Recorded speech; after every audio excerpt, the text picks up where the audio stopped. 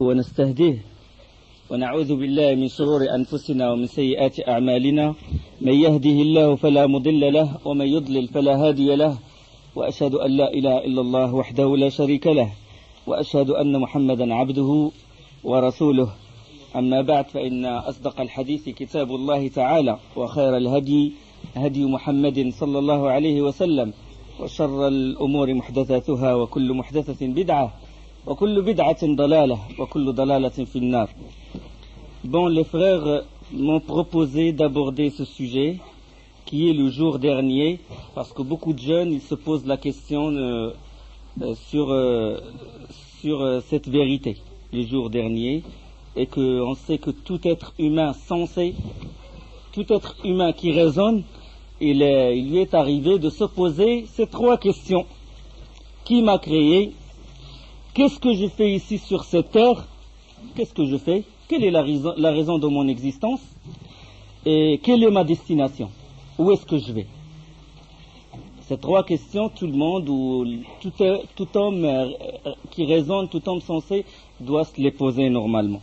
Donc, celui qui a été guidé vers la voie de vérité, la seule vérité, la lumière, répond ainsi. Celui qui m'a créé, c'est Allah subhanahu wa ta'ala, le Seigneur des mondes, premièrement. La raison de mon existence, adorer Allah. Il m'a créé pour que je dois faire ce qu'il aime lui, ce qu'il légifère lui. D'accord? Et ça c'est concernant la raison de mon existence. Allah m'a créé pour que je l'adore. Ma destination, la destination de celui qui obéit à Allah et à son messager aura le paradis éternel. Vous savez, tracez bien ce terme. Éternel. Dans le paradis, il n'y a pas de mort. Éternel. Est-ce qu'un jour vous avez un peu pensé à le terme éternité? Quand vous êtes né, vous allez subir une seule mort et après c'est l'éternité. Quelqu'un peut l'imaginer? Éternel. Soit éternel au paradis, soit éternel en enfer. C'est Allah l'afia. C'est Allah qui le dit. Ça c'est la vérité. Et la personne ne vivra jamais heureux tant qu'il n'a pas trouvé la réponse à ces trois questions. Parce que tout plaisir ici est éphémère. Si on te donne toutes les choses, tout ce qui te plaît ici-bas, ça va durer quelques secondes, quelques minutes, peut-être quelques heures, mais c'est éphémère. Donc, la personne ne vivra jamais heureux tant qu'il n'a pas trouvé la réponse à ces trois questions. Il restera dans le doute, continuellement dans le doute. Ou il va adopter une philosophie, il va choisir. Peut-être que c'est le bouddhisme, peut-être c'est avec le christianisme qu'il y a la vérité. Peut-être qu'on va devenir poussière, poussez-vous. On va devenir, poussez-vous, قربوا.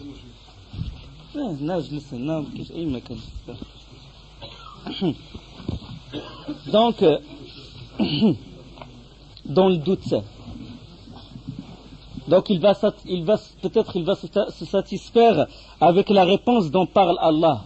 Allah subhanahu wa ta'ala, il dit à propos de ces gens-là, il dit, et ils diront, il n'y a pour nous que la vie d'ici-bas, nous mourons et nous vivons, et seul le temps nous fait périr. Et seul le temps nous fait périr. Entre parenthèses, la nature. Et seul le temps nous fait périr. Ils n'ont de cela aucune connaissance, ils ne font qu'émettre des conjectures. Conjectures, philosophie, pensée, une croyance païenne, une croyance des Bouddhas ou des hindouistes, etc. Donc comment j'ai su que la destinée d'une telle personne, de tel être humain, est soit le paradis ou l'enfer? Comment je le sais? Comment je le sais? C'est par l'information. Et il vient d'où cette information?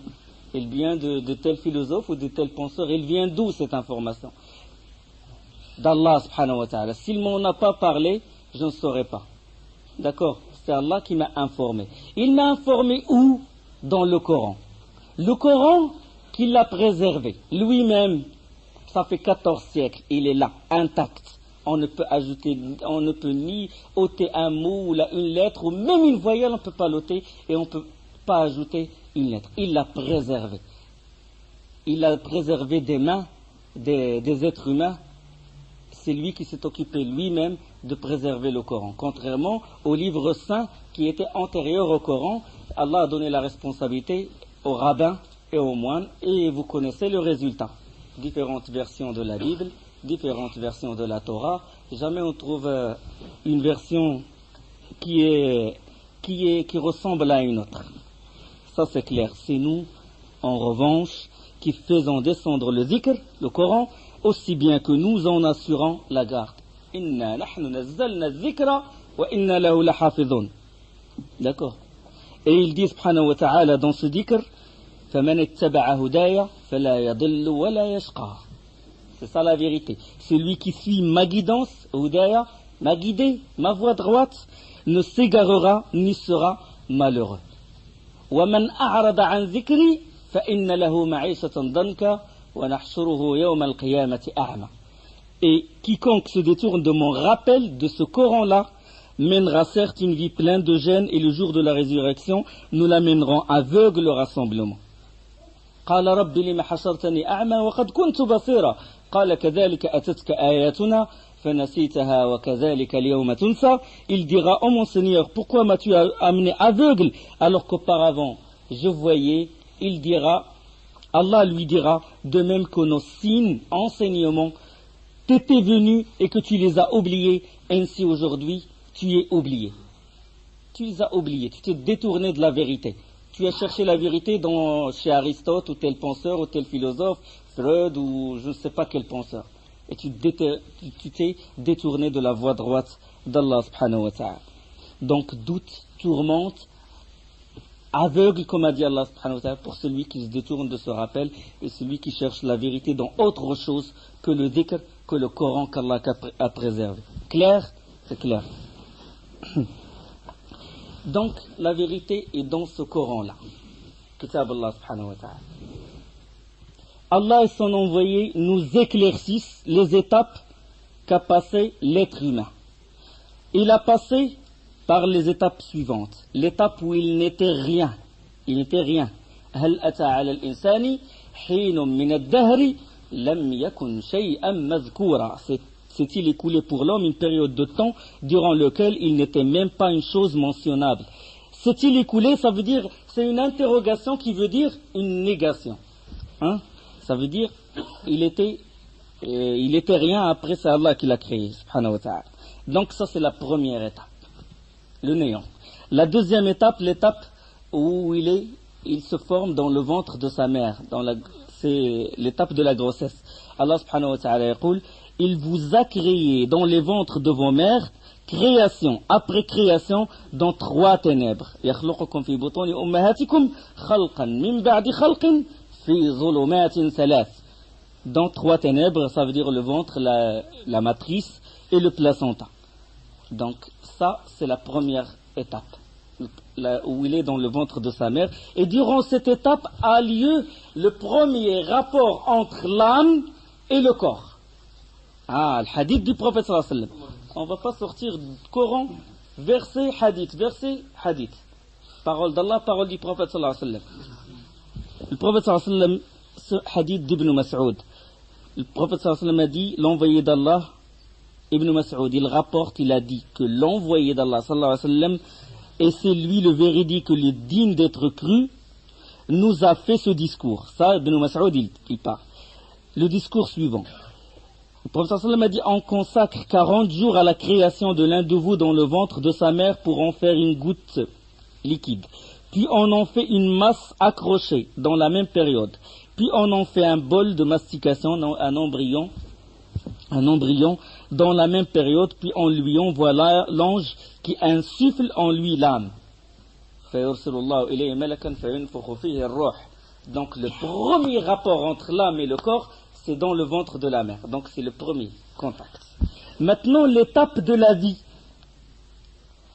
أخرجكم من بطون أمهاتكم لا تعلمون شيئا ثم جعل لكم السمع والأبصار والأفئدة قليلا لعلكم تشكرون. Dans Surat An-Nahl. Et Allah vous a fait sortir des ventres de vos mères dénués de tout savoir.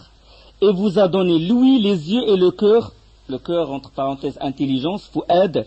soit le cœur, parce qu'on peut dire connaissance du cœur ou connaissance du cerveau, et le cœur, afin que vous soyez reconnaissants. Donc, quand il est sorti du ventre, quand on sort du ventre de nos mères, ça c'est la deuxième étape, et le deuxième rapport entre le corps et l'âme. Le rapport entre le corps et l'âme est encore plus fort. On acquiert des qualités, etc. On a une vision claire, on regarde, et on entend, on parle, on apprend. Donc l'âme et le corps ont plus de contact, Donc ça c'est le deuxième rapport. Et c'est sur cette étape, sur l'étape de la vie, qu'il doit rendre des comptes. C'est sur cette vie. Soit il vit 20 ans, 30 ans, 40 ans, 100 ans ou 1000 ans, c'est sur cette étape-là, quand il sort du ventre de sa mère, qu'il doit rendre des comptes. Allah subhanahu wa ta'ala yaqul dans Surat al-Mulk, هو الذي خلق الموت والحياة ليبلوكم أيكم أحسن عملا. C'est lui ou celui qui a créé la mort et la vie afin de vous éprouver et de savoir qui de vous est le meilleur en œuvre, et c'est lui le puissant, le pardonneur. Dans Surat al-Mulk. Donc, épreuve, test, mise à l'épreuve, sélection. Qui sont les mieux? Ceux qui patientent, ceux qui résistent, ceux qui cherchent la vérité, ceux qui sacrifient pour Allah, qui se sacrifient pour lui. Donc, il choisit les meilleurs. C'est la mise à l'épreuve. La vie d'ici-bas, c'est un examen, un test. Donc, il va rendre des comptes sur cette étape-là. Et dans cette étape-là, il y a un autre rapport entre le corps et l'âme. Dans cette étape, il y a un autre rapport. C'est quand il dort, quand il s'endort. Allah, il veut dire, voilà, je vais te montrer quelque chose de clair, que je vais te ressusciter. Ben voilà, tu vas t'endormir. Obligé que tout être humain s'endort. Il est obligé. Maqhour. Il est soumis à Allah. Donc, il doit dormir. Il ne peut pas tenir. 3 jours, 4 jours, il ne peut pas. Donc, il doit dormir. Quand il dort, il rend l'âme. Il rend l'âme ou il ne la rend pas? Il rend l'âme. Et quand il se réveille, Allah lui rend son âme. Allah lui donne un signe en lui-même qu'il va le ressusciter. Donc, ça, c'est un signe pour les gens qui réfléchissent. Allah subhanahu wa ta'ala parle de cette étape dans Surat Az-Zumar. يقول الله يتوفى الأنفس حين موتها والتي لم تمت في منامها فيمسك التي قضى عليها الموت ويرسل الأخرى إلى أجل مسمى إن في ذلك لآيات لقوم يتفكرون.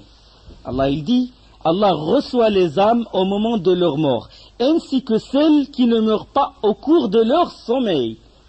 Il retient celles à qui il a décrété la mort, tandis qu'il renvoie les autres jusqu'à un terme fixé. Il y a certainement là des preuves pour des gens qui réfléchissent. Donc Allah, il retient nos âmes quand on dort. Il y a des gens, Allah retient leurs âmes, mais ça y est, pour le delà, ça y est, il a fixé leur date, c'est la fin. Il y a des gens qui rendent l'âme comme ça, Allah subhanahu wa ta'ala, durant leur sommeil, et ils se réveillent avec des questions des anges et la mise à l'épreuve. Répond, quel est ton Seigneur, etc. On va en parler plus tard.